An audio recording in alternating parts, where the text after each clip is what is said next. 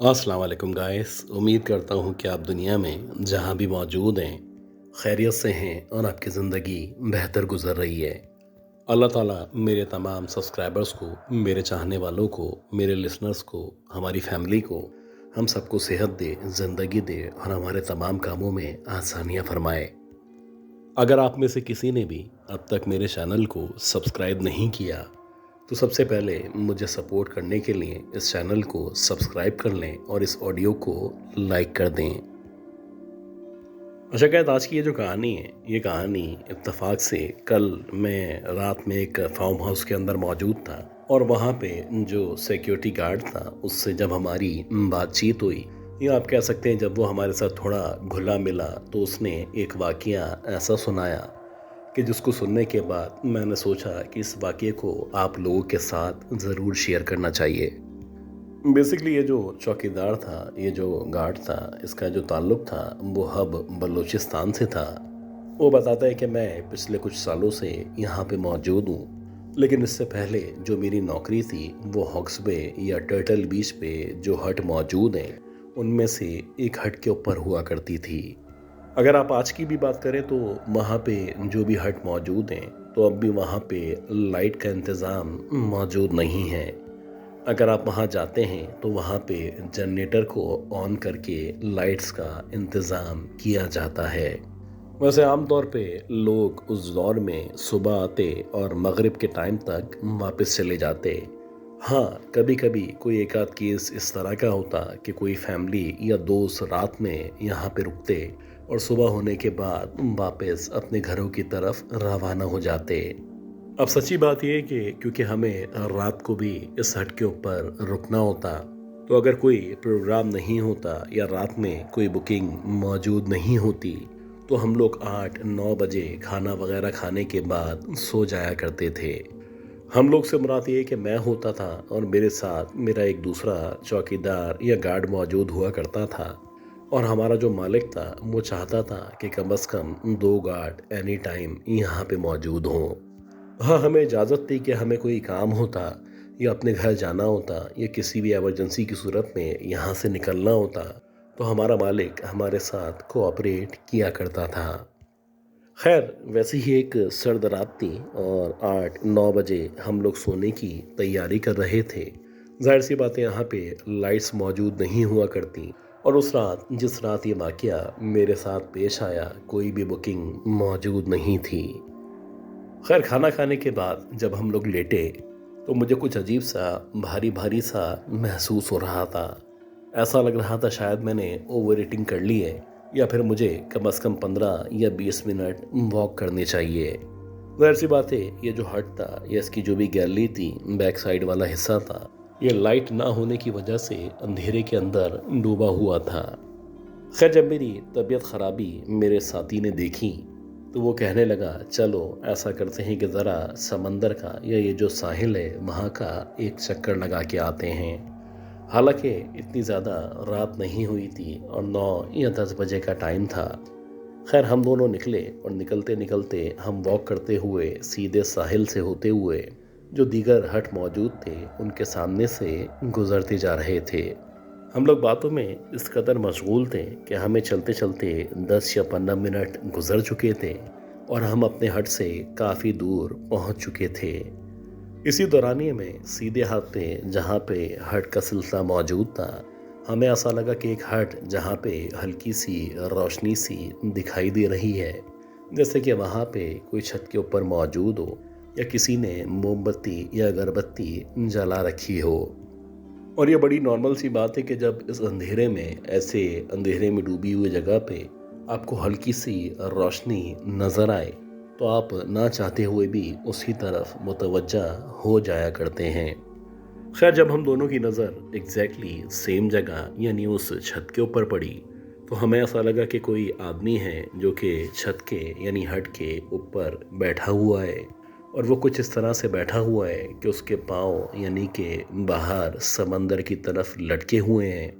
जबकि उसका जो पिछला हिस्सा है वो छत के ऊपर ठहरा हुआ है।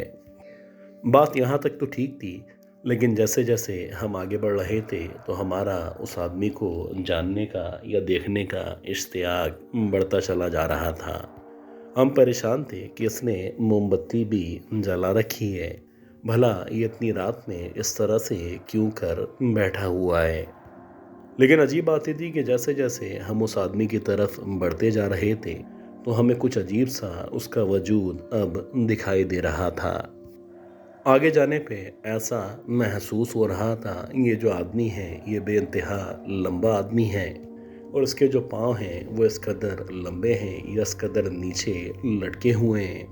कि बावजूद इसके ये फर्स्ट फ्लोर पे बैठा हुआ था।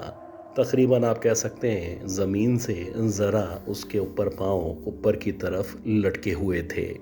यानी कि अगर आप इस आदमी को खड़ा कर दें तो 8 या 9 फीट के दरमियान इसका कद हो सकता था। कुछ अजीब सा इस आदमी का हुलिया था। आप यकीन करें कि दूर से देखने पे ये कुछ मुख्तलिफ दिखाई दे रहा था, लेकिन जैसे जैसे हम इस आदमी के करीब जा रहे थे इसका जो वजूद था वो ऐसा लग रहा था खिंच के लंबा या बड़ा होता जा रहा है। इसका जो चेहरा था बहुत ही पतला लंबा सा चेहरा था और उस चेहरे पे जो दाढ़ी मौजूद थी वो इस कदर लंबी या इस कदर बड़ी दाढ़ी दिखाई दे रही थी जैसे कि इसकी दाढ़ी इसके सीने तक या उससे नीचे तक मौजूद हो। खैर जैसे जैसे हम कुछ मज़ीद आगे बढ़े अब उस आदमी ने कुछ ज़रा सा झूमना सा शुरू कर दिया था, जैसे कि उसके हाथ में कोई बड़ी सी लंबी सी तस्बीह मौजूद हो और वो मुसलसल जिक्र करता जा रहा हो। आप यकीन करें कि देखते ही देखते अब उसकी आंखों से एक सफ़ेद सी रोशनी निकलना शुरू हो चुकी थी। मेरे साथ जो मेरा कोलिग मौजूद था उसका ये ख्याल था कि यकीनन ये एक ऐसी मखलूक है जिसे जिन कहा जाता है। हमारा मज़ीद आगे बढ़ना ख़तरे से खाली नहीं होगा। यकीनन ये कोई जिन है जो कि समंदर के सामने इस हट की छत के ऊपर बैठ के मुसलसल तिलावत कर रहा है या फिर जिक्र कर रहा है। अगर हम मज़ीद इसके पास गए या इसकी इबादत में खलल डाला या इसकी प्राइवेसी को मुतासिर करना चाहा तो हो सकता है यह हमें कोई नुकसान पहुंचा दे। बस जैसे ही उसने इस तरह की बात की तो आप यकीन करें हम वापस पलटे और पलटने के बाद मुश्किल से 2 या 3 मिनट चलने के बाद जब हमने पलट के दोबारा से वहाँ पे देखा तो उस हट के ऊपर ना ही कोई रोशनी दिखाई दे रही थी, ना वो जिन या जो भी मखलूक थी वहाँ पे मौजूद था। यह सब हमारी आंखों का धोखा था या वाकई में वो यहाँ से गायब हो चुका था।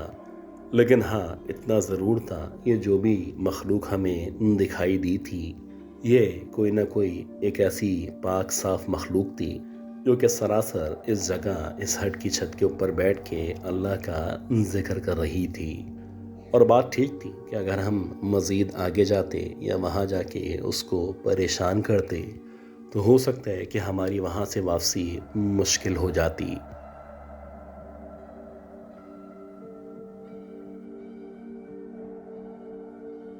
अच्छा गाइस, उम्मीद करता हूँ ये जो पहली स्टोरी थी ये कहानी ये स्टोरी आपको ज़रूर पसंद आई होगी। अब हम चलते हैं आज की दूसरी बहुत ही खौफनाक कहानी की तरफ और मैं उम्मीद करता हूँ कि आपने अब तक इस ऑडियो को इस वीडियो को लाइक ज़रूर कर दिया होगा।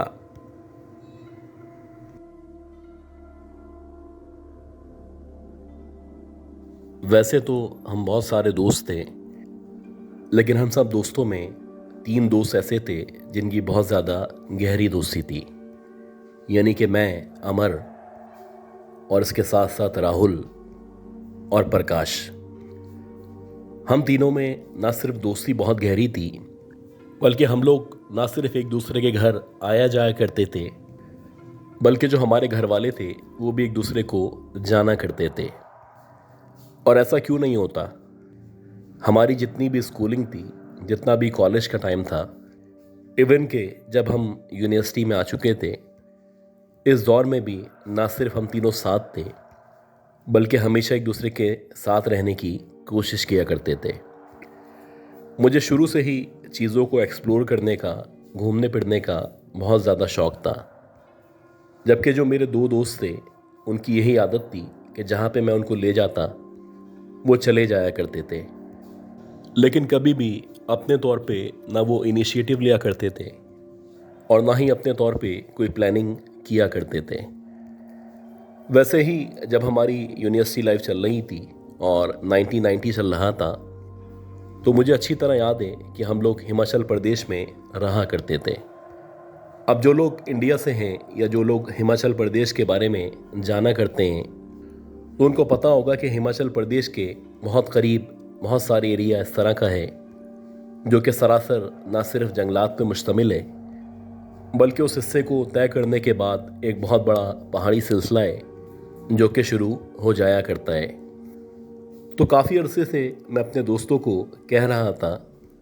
कि क्यों ना इन पहाड़ों में, इन जंगलों में जाएं, 2 या 4 दिन स्पेंड करें और वहाँ पे जो दुनिया मौजूद है उसको एक्सप्लोर करने की कोशिश करें। मेरे दोस्तों का ख्याल था कि दिन के टाइम जाना और सूरज ढलने से पहले वापस आना ये बहुत ज़्यादा बेहतर है कि बजाय इसके हम वहाँ पे रात गुजारें। खैर, मेरे इसरार करने पे जो मेरे दोस्त थे वो ना सिर्फ राज़ी हो गए, बल्कि जो भी ज़रूरत का सामान था जैसे कि रस्सी, टेंट, नाइफ, इसके साथ साथ जो गाड़ी में पेट्रोल डीजल वगैरह डलना करता है, वो सारी चीज़ें भी हमने अपनी गाड़ी में रखी और हम इन जंगलों को एक्सप्लोर करने के लिए निकल गए।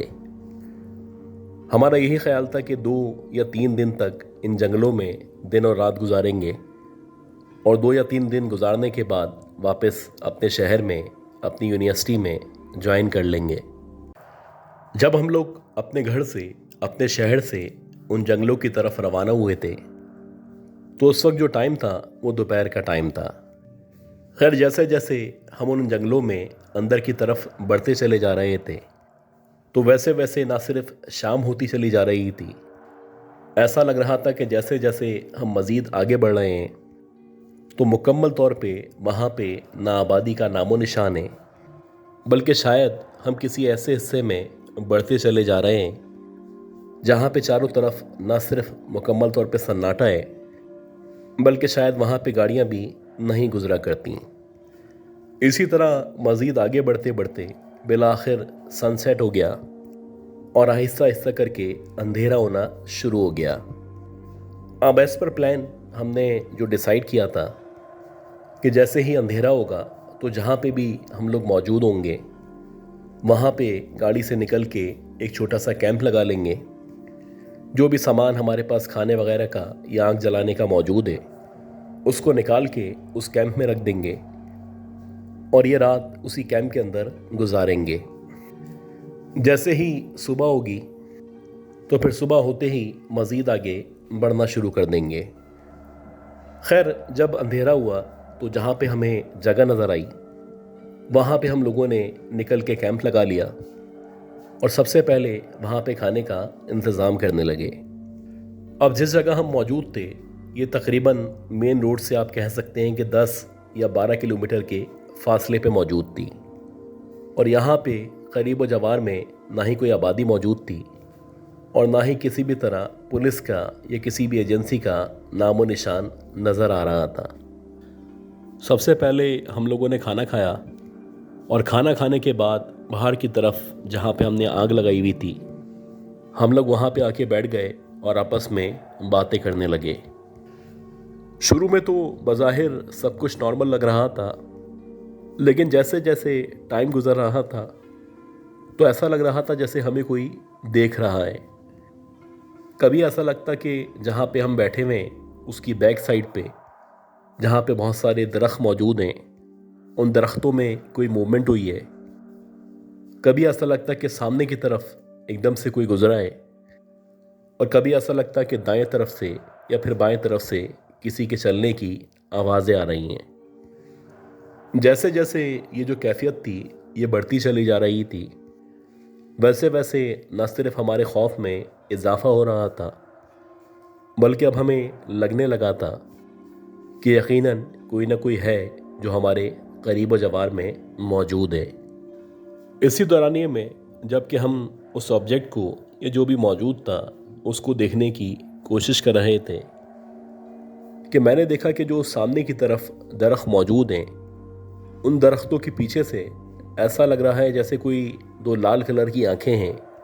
जो चमकती हुई दिखाई दे रही हैं। जो भी वहाँ पे मौजूद था उसके जिस्म के बारे में तो कुछ नहीं कहा जा सकता था, लेकिन कम से कम उसकी आंखें इस अंधेरे में मुसलसल चमक रही थी और ऐसा लग रहा था ये जो आंखें हैं ये मुसलसल मूव कर रही हैं। कभी एकदम से ऊपर की तरफ हो जाती हैं जैसे कि कोई पेड़ के ऊपर मौजूद है, कभी एकदम से ये एक तरफ से दूसरी तरफ चले आती हैं, यानी कि जो भी वहाँ पे मौजूद है वो एक जगह से दूसरी जगह मूव कर रहा है। अब ये जो नज़ारा था ये ना सिर्फ मैं देख रहा था, बल्कि मेरे साथ जो दो दोस्त मौजूद थे उन्होंने भी इन आँखों को मुसलसल मूव होते हुए देखा था। इसी दौरानिए में एकदम से ऐसा लगने लगा कि हमारे करीब व जवार से किसी औरत की चीखने की या चिल्लाने की आवाज़ें आना शुरू हुई हैं। ये जो आवाज़ें थीं ये यकीनन किसी औरत की आवाज़ें थीं, लेकिन इन आवाज़ों के अंदर इस कदर दर्द मौजूद था,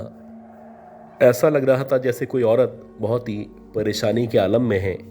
और वो हम लोगों को या किसी को भी मदद के लिए पुकार रही है। इसी दौरानिए में कि जबकि हमें ये आवाज़ें आना शुरू हुई तो एकदम से हमने देखा कि जो आसमान है यानी कि जो ऊपर का हिस्सा है वहाँ से एकदम से एक लाइट सी है जो हमारे ऊपर से गुजरती हुई एक तरफ से दूसरी तरफ गई है। अब जैसे ही हम तीनों ने लाइट को एक तरफ से दूसरी तरफ जाते हुए देखा तो हम तीनों ना सिर्फ अपनी जगह पे खड़े हो गए, बल्कि अब हमारी समझ नहीं आ रहा था कि बिलाखिर हम किस पॉइंट पे ये किस जगह पहुंच चुके हैं। इसके बाद मुसलसल ऐसा होना शुरू हुआ कि आसमान के अंदर ऐसा लग रहा था जैसे कुछ लाइट्स हैं जो एक जगह से न सिर्फ दूसरी जगह मूव कर रही हैं, बल्कि उन लाइट्स पे अगर गौर किया जाए तो बज़ाहिर ऐसा लगता है जैसे बहुत सारे इंसान हैं जो हवा में ना सिर्फ उड़ रहे हैं, बल्कि जैसे जैसे वो उड़ रहे हैं और जहाँ जहाँ पे वो जा रहे हैं वहाँ वहाँ पे वो लाइट्स मूव कर रही हैं। एक अजीब सिचुएशन थी जो हम सबके सामने मौजूद थी और हमारी समझ नहीं आ रहा था कि हम कैंप के अंदर वापस जाएं या जहाँ पे हम गलती से पहुँच चुके हैं यहाँ से गाड़ी में बैठ के वापस रवाना हो। हम करें तो क्या करें। काफ़ी देर तक शशोपंज में रहने के बाद बिलाखिर मैंने यही फैसला किया कि हमारा यहाँ पे मज़ीद रुकना या रात गुजारना ख़तरे से खाली नहीं है। जो भी हमारा सामान था वो जल्दी जल्दी हमने कैंप से निकाल के गाड़ी के अंदर डालना शुरू किया और जितना जल्दी हो सकता था हम वहाँ से रवाना होने की कोशिश करने लगे। जैसे ही हमने अपने कैंप को बंद किया और जो भी सामान था उस सामान को गाड़ी में डाला तो ऐसा लगा जैसे जहाँ पे हमारा कैंप मौजूद है उससे तकरीबन 20 या 25 कदम के फासले पे एकदम से कोई चलता हुआ आके खड़ा हो गया है। जैसे ही हम लोगों की नज़र उस तरफ पड़ी तो हमने देखा कि हमारे सामने यानी 20 या 25 कदम के फासले पे एक औरत वहाँ पे खड़ी हुई है। उसका बड़ा ही अजीब हुलिया है, ऐसा लग रहा है जैसे उसका बहुत ज़्यादा डार्क कॉम्प्लेक्शन है। उसके जिस्म पे ख़ास तौर पे उसके सर पे बेतहाशा बाल मौजूद हैं और इसके साथ साथ उसकी जो आंखें हैं ऐसा लग रहा है जैसे उसकी आंखों से लाल कलर की रोशनी निकल रही है। मज़ाहिर देखने से ये जो औरत थी ये तकरीबन 7.5 या 8 फीट के दरमियान थी और ऐसा लग रहा था कि बहुत ही लंबी और बहुत ही चौड़ी औरत है। अब हम सब के सब मुसलसल वहीं पे खड़े हुए उसको देख रहे थे और हमें लग रहा था कि आने वाले लम्हे में किसी भी वक्त या किसी भी मिनट वो एकदम से हमारी तरफ बढ़ना शुरू करेगी और ना सिर्फ हमारी तरफ बढ़ेगी बल्कि हो सकता है वो औरत हमारी जान ले ले। ऐसा ही हुआ कि देखते ही देखते वो जो औरत थी उसने एकदम से हमारी तरफ बढ़ना शुरू किया। अब जैसे ही वो हमारी तरफ बढ़ना शुरू हुई तो बजाय इसके कि वो पाँव पे चलती हुई हमारी तरफ बढ़ती, ऐसा लग रहा था जैसे उसके जो पाँव हैं वो ज़मीन से तकरीबन 6 या 7 इंच ऊपर मौजूद हैं और वो हवा में एक तरह से उड़ती हुई हमारी तरफ बढ़ना शुरू हुई है। जैसे ही वो हमारी तरफ उड़ती हुई आ रही थी तो उसी दौरानिए में हमें अपने करीब जवार में या करीब जवार के माहौल में एक अजीब सा धुआं था जो नज़र आना शुरू हो चुका था। खैर इसी दौरानिए में मैं एकदम से पलटा और जहाँ पे मेरी गाड़ी मौजूद थी मैंने उस तरफ भागना शुरू किया। जैसे ही मैंने अपनी गाड़ी की तरफ भागना शुरू किया तो जो मेरे दोस्त थे उन्होंने भी मेरे साथ साथ गाड़ी की तरफ बढ़ना शुरू किया। मुझे नहीं पता कि कितने सेकंड मुझे वहाँ से गाड़ी के अंदर बैठने में लगे। बहरहाल मैं बहुत ही फुर्ती से गाड़ी की सीट पे बैठा और फ़ौरन से मैंने गाड़ी को स्टार्ट करके चलाना शुरू कर दिया। मेरे जो दोस्त थे वो बमुश्किल चलती हुई गाड़ी में जैसे तैसे करके गाड़ी के अंदर बैठे। जिस कदर तेज़ हो सकता था मैं गाड़ी को दौड़ा रहा था और मुझे नहीं पता था कि रोड किस तरफ है, हम किस तरफ बढ़ रहे हैं। बस हमें इतना पता था कि हमारे पीछे वो औरत या वो जो भी मखलूक है वो लग चुकी है और अगर हम किसी भी तरह उसके हाथ आ गए तो हमारा बचना तकरीबन नामुमकिन होगा। इसी दौरानिए में जबकि मैं गाड़ी को बहुत तेज़ी के साथ दौड़ा रहा था तो मुझे बस इतना याद है कि जो मेरी गाड़ी थी वो जाके किसी दरख्त से टकराई है। उसके बाद हमें कुछ भी याद नहीं रहा। जब हमारी आंख खुली तो सुबह के तकरीबन 9 या 10 बजे का टाइम था। हमारे करीब जवार में न सिर्फ पुलिस मौजूद थी बल्कि करीब जवार के जो भी गांव थे या वहाँ के जो रहने वाले थे वो सारे के सारे जमा हुए थे। हम तीनों दोस्त ज़ख्मी हालत में गाड़ी के अंदर मौजूद थे और गाड़ी के अंदर ही जो पुलिस वाले थे वो हमें होश में लाने की या हम पे पानी डालने की कोशिश कर रहे थे। ये तो ऊपर वाले का शुक्र है कि हम तीनों को जो चोटें आई थी वो बहुत मामूली सी चोटें थीं। बहरहाल जो हमारी गाड़ी थी वो बहुत बुरी तरह डैमेज हो चुकी थी। हमारी गाड़ी एक ऐसे दरख्त से टकराई थी जो कि बहुत ही कदीम, बहुत ही पुराना दरख्त था और अगर हमारी गाड़ी उस दरख्त से नहीं टकराई होती तो हो सकता है कि उसके बराबर में जो खाई मौजूद थी या जो रास्ता नीचे की तरफ उतर रहा था शायद हमारी गाड़ी वहाँ से उतरती हुई नीचे जाके खाई में गिर जाती। हमारे मरने से बेहतर यही था कि हमें ये छोटी छोटी चोटें आ जाएं। खैर पुलिस वालों ने जब हमें होश में आता देखा तो उन्होंने अपने तौर पे हमसे मालूमात इकट्ठी की और हमारी बात सुनने के बाद वो कहने लगे कि ये जो जंगल है जहाँ पे आप इस वक्त मौजूद हैं, इस जंगल में करीब जवार की जितनी भी आबादियाँ हैं या जितने भी लोग हैं, ख़ास तौर पे जो भी पुलिस वाले हैं या फॉरेस्ट ऑफिसर्स वगैरह हैं, उन सब की भी यही कोशिश हुआ करती है कि जैसे जैसे सूरज ढलने का टाइम करीब आता है उस तरफ का या जंगल का रुख ना करें।